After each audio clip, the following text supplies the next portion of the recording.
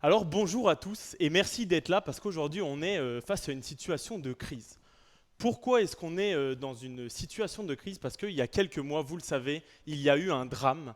Nous avons perdu Double M, que vous connaissez Oui, aussi sous le nom de Mathieu, qui nous a écrit un message pour nous dire que c'était la fin de son chapitre ici et qu'il ouvrait un nouveau chapitre de sa carrière. Bien évidemment, nous, on ne peut pas se laisser faire, on a besoin de trouver un remplaçant à Mathieu. Et pour ça, on a contacté notre recruteur préféré, Marin, pour lui dire qu'on avait une super bonne nouvelle et qu'on pensait avoir trouvé le futur héros du front, qu'il s'agissait de V0 et que sur le papier, c'était le remplaçant parfait pour Mathieu. c'est ça exactement. On lui a dit qu'on avait fait déjà quelques recherches en avance et qu'on voulait sûrement lancer le process de recrutement parce qu'on a peut-être trouvé la perle rare. Et Marin de Doute était super chaud et il nous a dit ok, on peut commencer le process de recrutement, vous allez faire vous-même les entretiens. Par contre, attention parce que remplacer Doomlem, c'est pas super simple, c'était quand même quelqu'un de très important à Zenica. Donc, ce qu'on va faire dès maintenant, c'est qu'on va partir sur internet avec vous pour regarder un peu ce qu'on pourrait trouver sur V0. On va essayer de faire quelques recherches, donc je pense, Je vais ouvrir Google, un classique, hop, normalement, si on tape V0 sur V0, Google, on devrait bien réussir à trouver son ouais, profil ok. LinkedIn. Profil LinkedIn, Donc, ok. donc on a tout là. Parfait. Profil LinkedIn, donc V0, Frontend IA, qui travaille à Vercel. On a un peu deux, trois informations sur celui-ci. Donc, c'est une interface utilisateur générative, développée par Vercel, qui fait du React, du Chat pardon, et du Tailwind. Sympa, en vrai. Ok, après au niveau des expériences, donc il en a mis trois, donc il a été diplômé en septembre 2023, donc je pense que c'est à partir de là où il a commencé vraiment à coder. Après pendant quelques mois il a fait du bénévolat en formation, Ouais. donc c'était un moment où les gens avaient un peu un early access, ils pouvaient travailler avec lui gratuitement. Et ensuite c'est là où il a commencé à être consultant en pair programming front-end, donc là c'est pour lui sa sortie officielle, tout le monde peut travailler avec lui. Donc en vrai, plutôt pas mal les expériences. Ouais, il a deux trois expériences. Il est encore un peu jeune, un peu junior. Il a à peine un an, mais en vrai, on voit qu'il a pas mal de formations aussi, de ce que je vois. Donc, il a été formé sur des données personnalisées, donc sûrement des données qui viennent de Vercel, parce que Vercel c'est quand même un grand groupe. On voit aussi qu'il a été formé sur le code des équipes de Vercel qu'ils ont eux-mêmes développé. Donc voilà, et aussi on a les prompts utilisateurs de V0, vu qu'il est déjà passé par une phase de Early Access. Il a pu s'entraîner et il passe un peu dans une phase d'amélioration continue pour qu'il puisse préparer du meilleur code à chaque fois. Donc plutôt pas mal en vrai. Ok, et après au niveau des compétences, donc là il en a mis 3, donc ça fait déjà 3 de plus que Mathieu. Donc Oui. il fait du Next.js, du Tailwind et du ChatCN. Bon, on va dire que c'est une stack assez moderne, donc en vrai c'est plutôt intéressant. Ouais, et en plus il a l'air de bien les maîtriser. Je vois qu'il y a pas mal de recommandations. Là on en a une où il a fait par exemple une page de pricing plutôt stylée. C'est dans le temps, c'est moderne.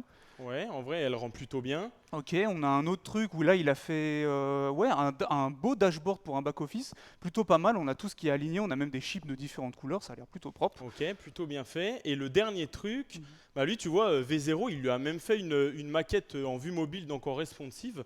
Donc en vrai, pour le moment, ça a l'air d'être plutôt que des points positifs. Je Ouais. sais pas si on en a des négatifs. Ah, il y a un dernier truc, mais ça a pas l'air de On marcher. en a un. Bon, il charge pas, on va faire comme s'il n'y en avait pas. On s'en fout.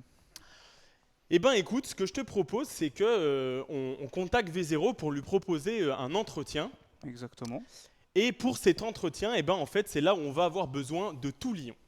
Parce que pour cet entretien tech, on va vous mettre un message pour vous indiquer qu'on a besoin d'absolument personne. Donc de tout le monde, pardon. Personne, on a besoin de personne. Lapsus. Donc pour rencontrer ce super candidat qui fait donc du React, du Tailwind et du ChatCN, ce qui y a de bien avec lui, c'est qu'il paraît qu'on n'a presque pas besoin de l'onboarder, qui travaille quasiment tout seul. Mais en fait, pour être sûr de ça, on va passer l'entretien tech tous ensemble.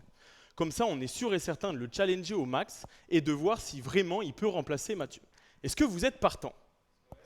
Moi, oui. Parfait. Bah, par contre, il va falloir se dépêcher parce que je crois que c'est l'heure, donc on peut aller le rejoindre sur le Google Meet, il est juste à côté. Hop. Et bah, enchanté V0, pendant que Mika change de micro. Enchanté de te voir ici, on va commencer un entretien technique tous ensemble, on est pas mal, donc ne sois pas Yes, trop stressé. bienvenue. Donc, ce qu'on va te demander, c'est en vrai de faire un truc assez simple. On va lui demander de générer le site de quelque chose. Est-ce que quelqu'un a une idée? Un truc que vous aimez bien manger au pif? Non, personne? Des Ah, sushis? Non, sushi, mais on en a un avec peu Étienne, trop on n'aime fait. pas trop les Moi, sushis. j'aurais plus dit burger, par exemple. Ouais, burger, parce que sushi, c'est pas trop mon délire. Un, un site de burger. Ouais, un site de burger. On va voir si vraiment ça peut, si ça, si ça peut concurrencer le Wordlist. Ok. Donc là, V0, ce qu'on va te demander, c'est de faire ça le plus rapidement possible.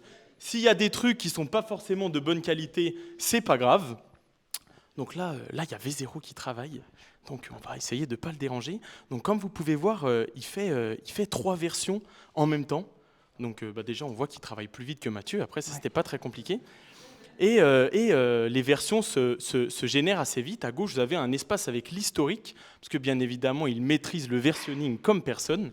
Et au fur et à mesure, on va voir les différentes interfaces qui se chargent. Donc on commence à voir quelques trucs.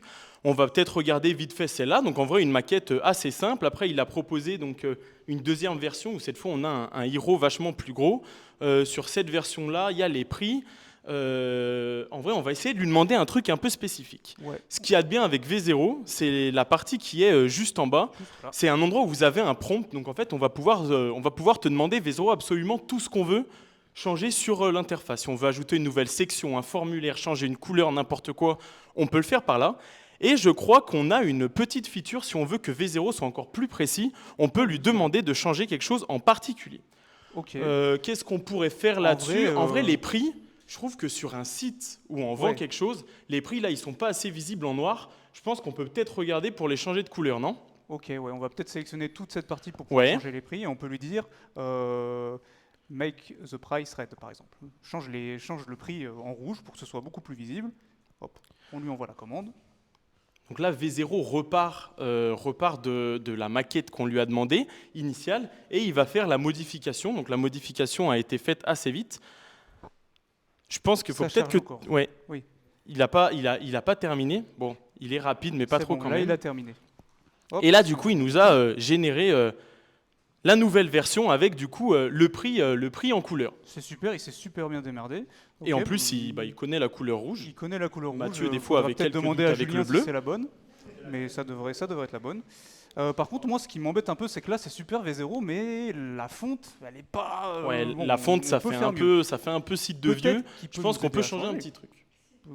Ouais, par exemple ça, ok, j'ai l'impression de pouvoir changer les fontes si je mets un truc bien beau, un GIF par exemple. Okay. Voilà, parfait. Là, le site, il est quand même vachement bien. Et en plus, ce qui est cool, c'est qu'on peut changer la fonte du contenu, les différents border radius de l'app et tout. On peut faire quelques petites modifs. Yes. Juste à côté, je vois d'autres trucs qui m'ont l'air plutôt intéressants et ça reprend un peu le tweet qu'on avait vu tout à l'heure. C'est qu'on a la possibilité de générer l'application avec différents formats responsive. Donc voilà, ça génère la même interface donc au format tablette. On a la même chose du coup en format mobile. Et en vrai, ça marche plutôt bien. Ouais, ça marche plutôt bien. Super. Ça va faire beaucoup de code. Je pense là, je vois justement un petit bouton code. Donc peut-être qu'il nous a fait le code directement. Oh bah oui, c'est parfait. On a le code directement dans l'interface. Donc là, on peut voir qu'il a généré ça en Next.js. Il nous a fait un joli composant.jsx qui a l'air plutôt propre. Hein, si on s'y connaît en Tailwind, on a pas mal de divs, etc. On a même le style et on a même le layout. Et attends, je vois un petit bouton là, un petit bouton comme ça. Ouais, j'ai l'impression que ça génère même le code en HTML. Si jamais vous n'utilisez pas Next ou React, vous pouvez directement importer le code de V0 en HTML, comme ça, on est tranquille. En vrai, c'est pas mal. Bon, on a vu un peu tout ce que V0 savait faire, mais en vrai, V0, je suis désolé, on va devoir te challenger un peu. Et comme certains ici dans la salle, dont un champion a participé à Code in the Dark, on va essayer de te donner une image et on va te demander de refaire la maquette à l'identique avec cette image. Attends, parce que je ne sais pas faire. Donc, on va prendre une maquette qu'on a trouvée et on va te demander de la refaire quasiment à l'identique. Cette fois, on va utiliser le mode quality, donc tu peux prendre un peu plus ton temps, mais essaye de nous générer le truc le plus ressemblant possible. Ouais, parle un peu doucement parce qu'il a besoin de concentration quand il code, il vaut mieux le laisser tranquille. Donc là, il est en train de refaire la même chose qu'au début, et en plus, vous voyez que là, il nous montre petit à petit ce qu'il est en train de faire. Donc ça, c'est plutôt sympa à voir.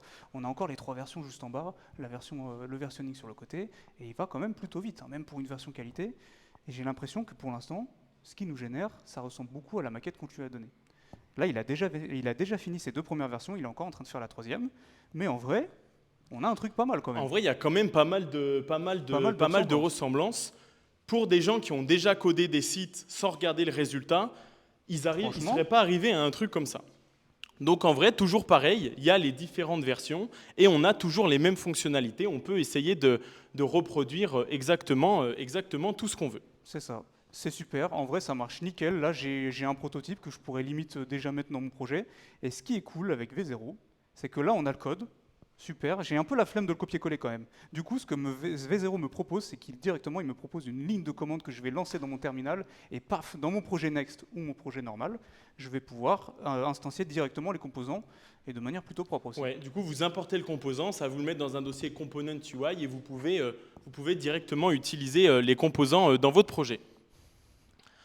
Bon, et ben écoute, comme on avait prévu, on n'a pas beaucoup de temps pour faire l'entretien. Je pense que c'est suffisant, V0, tout ce qu'on a vu. Donc, on reviendra vers toi par la suite, après avoir fait un compte-rendu à Marin. Ok, donc on va faire un compte rendu au marin, on va résumer les features de V0. Donc pour ça, on va reprendre la conversation, on va lui envoyer un nouveau message. On a terminé l'entretien. Si vous êtes d'accord avec nous, c'est quand même plutôt prometteur, c'est franchement pas mal ce qu'il a fait. Donc là, on va lui faire une petite liste de tous les points positifs qu'on a pu voir. Yes. Donc déjà, premièrement, la génération, elle est rapide.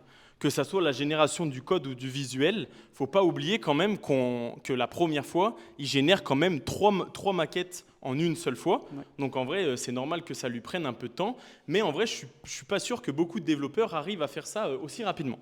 C'est ça, et en plus, ce qui est bien, c'est que ça va vite, mais l'interface, elle est super intuitive. Là, c'était la première fois qu'on l'utilisait, croyez-nous, et c'est super simple de voir ce qui se passe. On a toutes les versions différentes, on peut rentrer le prompt facilement, on a les versions, franchement, n'importe qui pourrait le faire.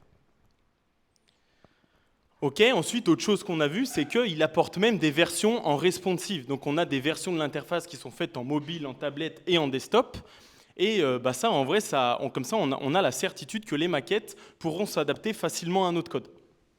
C'est ça, et en plus, le code, comme vous l'avez vu, il est super propre. Bon, si vous connaissez Tailwind, vous savez que ça peut devenir très rapidement l'enfer quand on a beaucoup de... Bon, après, Tailwind, généralement, c'est jamais propre. Hein, mais, Oui, mais là, le code était plutôt propre, il était bien indenté, on avait des divs, des classes, on savait ce qui se passait. Même si on n'a jamais touché au code, c'est pas nous qui l'avons construit, on arrive quand même à voir ce qui se passe, on arrive à le comprendre, et le code a l'air quand même plutôt maintenable avec le système de composition qu'il nous propose. Il déplace toutes les icônes en fonction, etc. C'est plutôt pas mal. Et ensuite, en vrai, le design de l'interface, il respecte assez bien ce qu'on lui demande. C'est vrai que ça soit directement via le prompt qu'on lui donne ou via l'image, même s'il y a quelques différences, dans la ressemblance de manière globale sur le layout, etc., c'est très ressemblant. Et en plus de ça, si vraiment il y a des différences, ce qu'il y a de bien, c'est qu'on peut demander de les modifier de manière plus précise que ce qu'on avait l'habitude de faire auparavant. S'il y a juste un bouton qui ne vous plaît pas sur un border radius, sur une couleur ou n'importe, vous pouvez. Pareil pour du texte. Donc ça, c'est un vrai ajout. Exactement. Et enfin, le code React et HTML qui est généré, on peut l'importer très facilement. On peut faire notre prototype avec V0, on regarde si le code est bien, paf, hop, on l'importe directement dans notre projet, on balance ça en prod, paf, fini. En 1 heure, je pense qu'on a fait le travail d'un développeur. Plutôt cool en vrai. Et ensuite, dernier point positif, en fait, c'est le pricing, un peu la cerise sur le gâteau. Alors V0, il y a peut-être un truc qu'il n'a pas compris. Il y a une période où il travaille gratuitement. Donc vous avez accès à 200 crédits sur le mois et du coup il vous fait du travail gratuitement, donc tout le monde peut essayer. Et ensuite vous avez la version premium. Donc la version premium, vous avez accès au mode quality, sinon vous avez accès qu'au mode speed. Et ce qui est bien, c'est que vous avez 5000 crédits et tout ça pour 20 $ par mois, ce qui se rapproche fortement du TJ qu'avait Mathieu. Exactement. Et bah mec, figure-toi que Marin d'eau douce a l'air super ravi, il trouve que les retours sont dingues. Pour l'instant c'est un grand oui, donc peut-être qu'on aura un futur consultant front. Il nous dit qu'on peut prévoir un nouvel entretien vision pour qu'on puisse continuer le process. Donc en vrai je pense qu'on peut partir là-dessus. Il y a un truc qui me dérange par contre en vrai, c'est que là on a dit plein de trucs super positifs, mais on n'a dit aucun point négatif. C'est un peu dommage de partir là-dessus. En vrai, ça me paraît bizarre parce que je suis persuadé qu'il y avait un consultant qui nous avait parlé de ce candidat V0 Ah ouais et j'arrive absolument pas à m'en souvenir. Eh ben, ça fait plaisir, hein.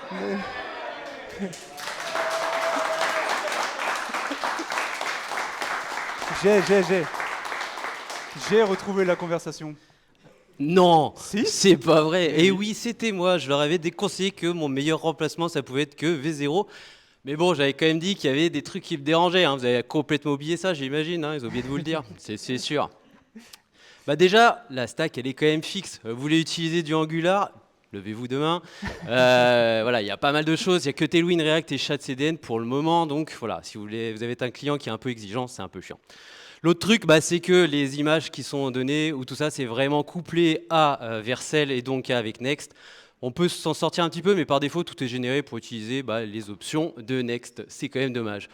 Et autre truc, il n'y a aucune logique métier. C'est beau de faire des pages web, mais si vous voulez vos clients, il ne va pas vous demander ça, quoi.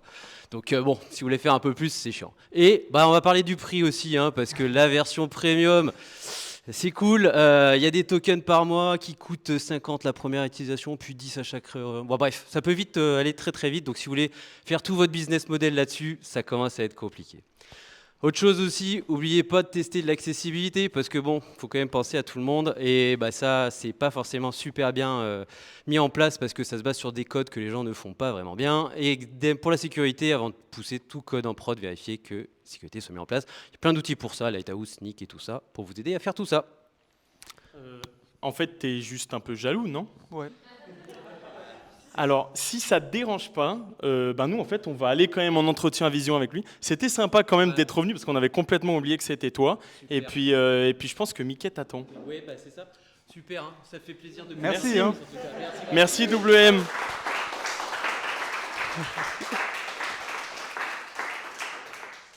On a décidé de continuer quand même, en vrai, Oui. Mathieu ou pas Mathieu. Il ne fait plus ça de toute façon, donc on s'en fout de son avis. Ok, donc nous on l'a déjà fait l'entretien vision justement pendant que Mathieu discutait, on s'est dit bon on va quand même y aller. Et donc on vous a envoyé un petit message sur Lyon pour vous faire un résumé de tout ce qu'on a trouvé sur V0 et son futur peut-être. Donc, premier truc qu'on va vous dire, c'est que, bien évidemment, ce n'est pas parfait. Mais en vrai, est-ce que Mathieu, il l'était? Je pense pas. Je sais pas. On trouve déjà beaucoup d'exemples de sites qui utilisent certaines interfaces de V0 en production sur des pages de pricing ou ce genre de choses qui ne demandent pas forcément beaucoup de logique métier, mais qui ont besoin d'être assez design. Donc en vrai, c'est quelque chose d'assez prometteur. C'est ça. Et aussi, on a vu que ça utilisait React et ChatCN, mais il a pour projet justement de pouvoir s'adapter à vos propres design systems pour éviter d'utiliser Tailwind si vous n'avez pas envie. Donc peut-être un jour on verra ce truc-là arriver, on ne sait pas. Autre chose, c'est que quand on a parlé un peu avec lui, qu'on lui a demandé un peu ce qu'il prévoyait d'apprendre par la suite en nouvelles compétences, il nous a dit que pour le moment, il faisait que du React, mais en fait, le but à terme, même si c'est quand même beaucoup couplé à Vercel, ça serait de pouvoir générer du code en Svelte, du code en Vue, du code en Nuxt, et en vrai, pourquoi pas plus tard générer peut-être du code dans d'autres technologies, du Flutter, même des technologies mobiles. Pourquoi pas. En vrai, pour le moment aussi, il se concentre beaucoup sur du front. On pourrait plus appeler ça un dev intégrateur. Hein. Il fait vraiment que ça. Il n'y a aucune logique. Mais en vrai, il a pour but justement de pouvoir intégrer du code métier dans ce qu'il va proposer pour pouvoir ajouter ça dans les composants et avoir un truc un peu plus dynamique. Autre chose que juste une maquette de code Inoda, par exemple. Et en vrai, une fois que vous aurez ça, vous pourrez vraiment peut-être développer des features d'un point à un autre sans trop de problèmes. Et voilà. En vrai, je pense que V0 a un bon avenir quand même, ça a l'air plutôt cool. Michael et moi, on est plutôt convaincus, je pense, Ouais. pour ce consultant 2.0 qui va remplacer WM, et on espère que c'est le cas pour vous aussi. Donc, merci beaucoup pour votre aide. Maintenant qu'il est là, n'hésitez pas à faire du pair avec lui pour vous faire votre propre avis. Si vous avez des questions supplémentaires, ça ne sera pas sur Slack, mais juste ici. Et puis voilà. Ouais, je crois que Mathieu avait programmé un message le jour de son départ, peut-être un message de conclusion.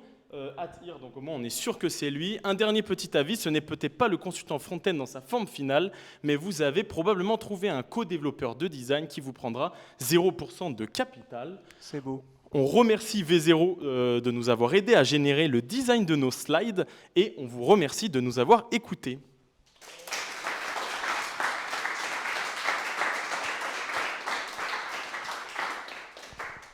Et en vrai, pour info, les différentes slides que vous avez vues sur la page LinkedIn, etc., ça a été généré par V0. Exactement. Il est très fort. Et on n'a On pas a le temps. une question. Une seule. Il faut que tu la dises très vite, je crois. Ma seule et unique question. C'était qui est arrivé? Non, en vrai, vous savez quelle technologie d'IA ou de je sais pas quoi est utilisée derrière? C'est un peu compliqué, ils sont très, très privés sur le sujet, ils disent vraiment pas grand-chose, on sait juste que c'est un LLM, mais sinon, ils nous disent que c'est testé sur notre propre code et les prompts de V0, mais sinon, derrière, ils sont pas très bavards là-dessus, quoi. Mais donc logiquement, c'est propriétaire, c'est à eux. Ah oui, là, c'est pas open source, là, c'est closed source. Super. Bah, merci beaucoup. Merci.